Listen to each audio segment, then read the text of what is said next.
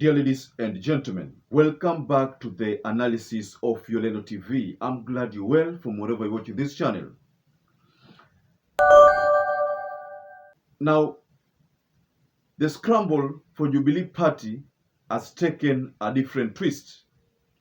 Earlier today, there was a video that circulated online about the scuffle that ensued at the Jubilee Party headquarters, whereby the team led by Kanini Kega had gone there for a takeover of that party. And then the team led by Jeremiah Kioni also had gone there to protect the party. So the two factions met, and it was seen that the police also had escorted the faction that was led by Kanini Kega. And then there was some kind of tear gas, and then some running battles. I think there was a scenario there where one of the residents who lived around that place was beaten by the police. So these pictures were not good. So this matter forced Jeremiah Kioni to now call on the president, the former president, to come to their rescue. So for the first time, we saw Uhuru Kenyatta come to protect Jubilee Alliance Party. And Jubilee, and according to Uhuru Kenyatta's statement, and I saw him there seated in that office, it was obvious that Uhuru Kenyatta was out to protect Jubilee Party and that is not going to surrender soon, the party leadership position. So I have a video that I'd like to share with you. But first of all, before I share that video, the concern here is very simple.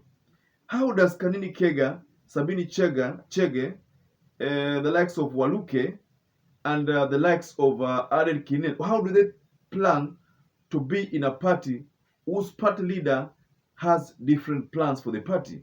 How is that going to be possible? I saw pictures of that faction led by Kanini Kega. I also saw pictures led by the faction that is being led by Jeremiah Kioni. I also saw a team of Kalonzo Musyoka. I saw the team for Azimio in that place. All of them were out there to protect Jubilee Party. So Uhuru Kenyatta made certain statements which are only indicating that time haijafika for yeye to exit this politics. So let me share with you this video so that we can get to talk about it. You have no business with. You know? I hear you, I take your pain. Thank you so much. Yes, I understand your pain, and I pray that our government and our police will also understand your pain. Thank you very much, Your Excellency. I really appreciate it. And everybody who wants to leave a party is free to leave a party and go to another party. Yes. Ama ni namna gani wenzangu? Na mimi nawashukuru kwa kulinda chama yenu. Na sisi hatuna vita na mtu. Tunalinda sisi chama yetu. Na wale ambao hawataki waende kule, wanataka kwenda kwa amani. Hakuna haja ya kusumbua watu wale wengine. Tuwe na amani jamani. Polisi wako na shughuli nyingi, sio kuja hapa kujaribu kusumbua watu. Watu wanakufa Kilifi. Alafu mko hapa kunyang'anya watu chama yao. Unawanyang'anya kwa nini? Kila mtu ako na haki yake. Na hiyo sisi tunataka kulinda haki yetu. Hatuna haja na mapana. Hatuna haja na nini? Hatuna haja kusumbuana na mtu. Tulinde tu haki yetu. Haki yetu. Ama ni namna gani? Ndio hivyo. Nawashukuru. Chama ya amani. Unajua ya kwamba sisi wakati wananchi waliamua vile waliamua mwaka uliopita mwezi wa Agosti, wengine wetu ambao tulikuwa viongozi sio tu wa chama wa nchi, tukakubali huo uamuzi na tukaendelea na tukakabadhia wale ambao walishinda haki yao, na sisi hatuna shida na hiyo. Lakini tunasema jamani, pia hawa wanastahili waheshimu haki yetu kama wanachama, na hii ni chama yetu, chama ambacho iko na ratiba yake ambayo tunafuata, ya kufanya yale ambaye yanaegezea chama yao. Kuja kupiga kijana kama huyo amepigwa, kumuumiza. Jameni, kijana ambaye hana shida isipokuwa kulinda haki yake, na polisi wanasimamia watu wakipiga mali ya mtu, kwa sababu hata hii sio nyumba yetu. Hii ni kukodesha, tumekodesha jamii. Hii ni mali ya wengine.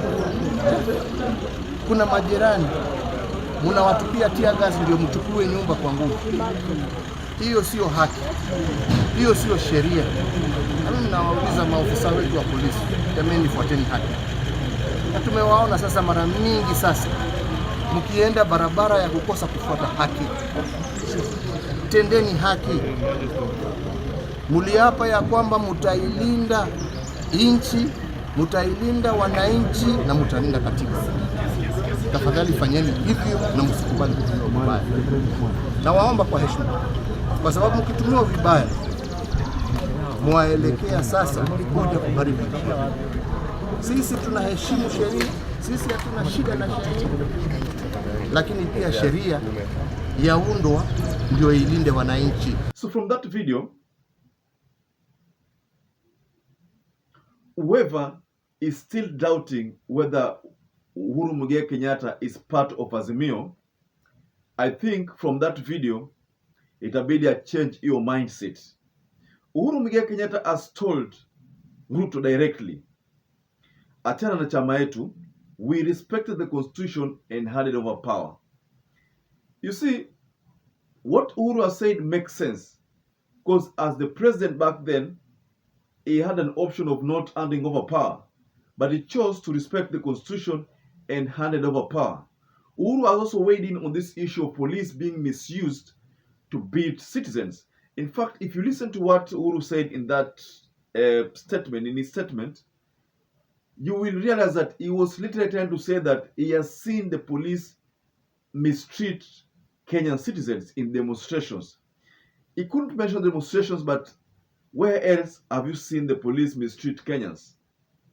It was in the demonstrations. So Uhuru Kenyatta talked about that part indirectly. It is up to you, ladies and gentlemen, to decipher those words and understand that what Uhuru Kenyatta meant when he talks about police being misused ni ile issue ya maandamano. So Uhuru has said that wale ambao wanataka kutoka waende. Honestly, Sabina Chege, if he doesn't want to be in Jubilee party, she can just walk out. Kanini Kega the same, Waluke the same. Waluke was fully in Azimio. In fact, let's talk about this issue of Waluke. Waluke was fully in Azimio, lakini kwa sababu ile kesi limbana akaomba William Ruto amsamee. So I don't know, just mysteriously ile kesi haijasikizwa tena and he's not feeling that pressure again. So that already indicates that kuna mtu ana ufunguo wa hii koti, mtu ana ufunguo wa koti, that if you don't toe the line then koti itakubana. So since he made those remarks, koti haijamsumbua tena, and that explains why he is even making this move of a takeover of Jubilee. In fact, you know, Waluke was fully behind Uhuru Kenyatta, but hii kesi ilimfanya aruke aende kwa William Ruto. So inamaanisha kwamba kuna kitu kiko hapa chini. So doesn't make sense, just like Uhuru is saying that wewe uko na chama yako huko, uko free kutoka. In fact, if Sabina Chege does not want to be in Jubilee, why can't she just walk out and join UDA? You see, people like Duale, people like Kichungwa, Murkomen, all of them were in Jubilee, basi so walitoka kaenda katika UDA. Why can't Sabina Chege do the same? Kanini Kega, Waluke, Aden Kenan, and the host of other leaders, they can just walk out. So William Ruto is being told directly by Uhuru Kenyatta, achana na chama ya Jubilee. I am the de facto party leader and there is nothing that can be done about it. That is the message that Uhuru Kenyatta has sent to William Samoei Ruto. So ladies and gentlemen, kindly share to think about this below the comment section. And once again, I'd like to urge you to please subscribe to YOLENO TV if you're not subscribed before. And also, I'd like to urge you to stay safe, stay blessed until we catch up again in our next analysis.